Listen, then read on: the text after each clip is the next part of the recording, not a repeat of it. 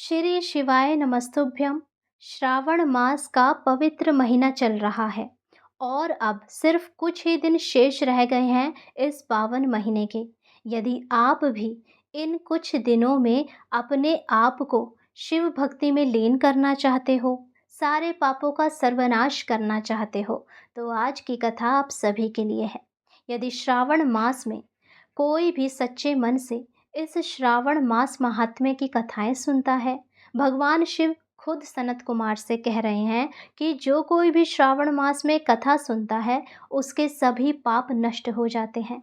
और आज की कथा एक ऐसे ही पिशाच की है कि कैसे उसने केवल श्रावण महीने में शिवजी की कथा सुनने मात्र से ही पिशाच योनि से छुटकारा पाया और कैसे उसे मोक्ष की प्राप्ति हुई। आइए मैं आपको पूरी कथा सुनाती हूँ। एक बार की बात है, सनत कुमार ने कैलाश पर्वत पर भगवान शिव से प्रार्थना की, हे देवादिदेव महादेव, इस संसार में मनुष्य अपनी अज्ञानता में कई प्रकार के घोर पाप करता है। कुछ पाप तो ऐसे होते हैं जिनकी क्षमा असंभव लगती है। ऐसे पापी मनुष्यों का उद्धार कैसे हो सकता है? क्या कोई ऐसा सरल मार्ग है जिससे वे अपने पापों से मुक्ति पाकर मोक्ष को प्राप्त कर सकें? भगवान शिव ने मुस्कुरा कर कहा, हे सनत कुमार, तुम्हारा प्रश्न बहुत ही कल्याणकारी है। सुनो, सभी महीने में मुझे श्रावण मास सबसे अधिक प्रिय है। इस महीने में मेरा नाम जपना, मेरी कथा सुनना और मेरे ज्योतिर्लिंग के दर्शन करना बड़े से बड़े पापों का नाश कर देता है। श्रावण मास की महिमा इतनी अपार है कि यह नरक में गए जीवों का भी उद्धार कर सकती है।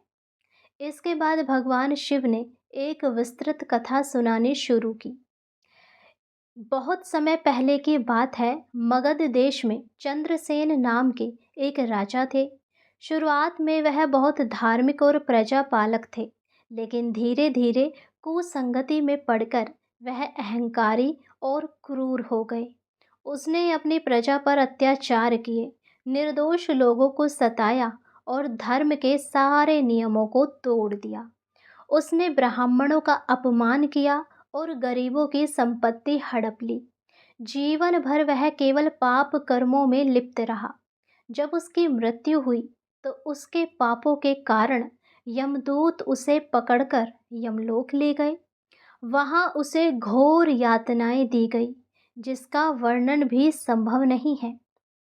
लेकिन उसके पाप इतने अधिक थे कि नरक की यातनाएं भोगने के बाद भी उसका उद्धार नहीं हुआ। अंत में उसके कर्मों के फल के रूप में उसे पिशाच योनि प्राप्त हुई। वह पिशाच बनकर भटकता रहा, भूख और प्यास से तड़पता हुआ। उसकी आत्मा को कहीं भी शांति नहीं मिलती थी। वह एक पेड़ पर रहता था और आने जाने वालों लोगों को डराता था। उसी समय एक बहुत ही पुण्यात्मा और धर्मपरायण वैश्य, जिसका नाम माधव था, मथुरा की यात्रा पर निकला।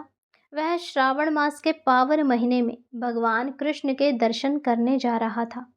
रास्ते में रात हो गई और उसने उसी पेड़ के नीचे विश्राम करने का फैसला किया जिस पर वह पिशाच रहता था। जैसे ही माधव उस पेड़ के नीचे लेटा, पिशाच ने उसके शरीर में प्रवेश कर लिया। अब पिशाच की शक्ति के कारण माधव बेहोश हो गया। अगले दिन माधव होश में आया और उसे कुछ भी याद नहीं था। बस उसने अपनी यात्रा जारी रखी और मथुरा पहुंच गया। मथुरा में वह सीधे एक मंदिर में गया, जहां श्रावण मास के उपलक्ष्य में एक महान कथावाचक श्रावण महात्म्य की कथा सुना रहे थे। उस कथा में 24वें अध्याय का पाठ हो रहा था, जिसमें भगवान शिव ने स्वयं कहा था कि श्रावण मास में मेरी कथा सुनने मात्र से महापापी का भी उद्धार हो जाता है। जैसे जैसे कथा आगे बढ़ी, पिशाच जो माधव के शरीर के अंदर था उस कथा को सुनने लगा। कथा के हर शब्द ने उसके पापों को जलाना शुरू कर दिया।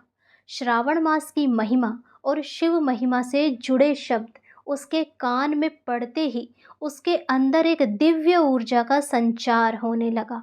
वह पिशाच अपने किए हुए पापों पर पछताने लगा और उसके हृदय में भक्ति का उदय हुआ। कथा समाप्त होते ही एक अद्भुत घटना घटी।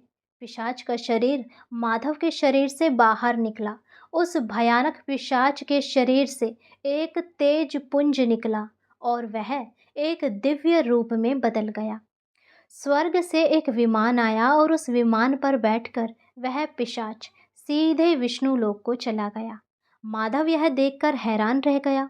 उसे समझ नहीं आया कि यह सब कैसे हुआ। यह कथा हमें बताती है कि श्रावण मास में की गई पूजा, भजन और कथा का श्रवण करने से पापी से पापी व्यक्ति भी अपने दुखों से मुक्त हो सकता है और उसे मोक्ष की प्राप्ति होती है। अब जैसा कि मैंने इस कथा के शुरुआत में बताया था कि श्रावण महीने के कुछ ही दिन अब शेष रह गए हैं, इसीलिए आप सभी श्रावण मास महात्म्य की कथाएं सुने और अपने जीवन को शिव भक्ति के मार्ग पर आगे ले जाएं। यदि आप चाहते हैं कि सबके पाप नष्ट हो तो उन सभी को ये वीडियो शेयर करें।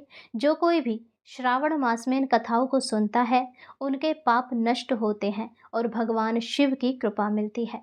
हर हर महादेव, जय शिव शंभू। वीडियो पसंद आए तो लाइक अवश्य करें और चैनल को सब्सक्राइब करें।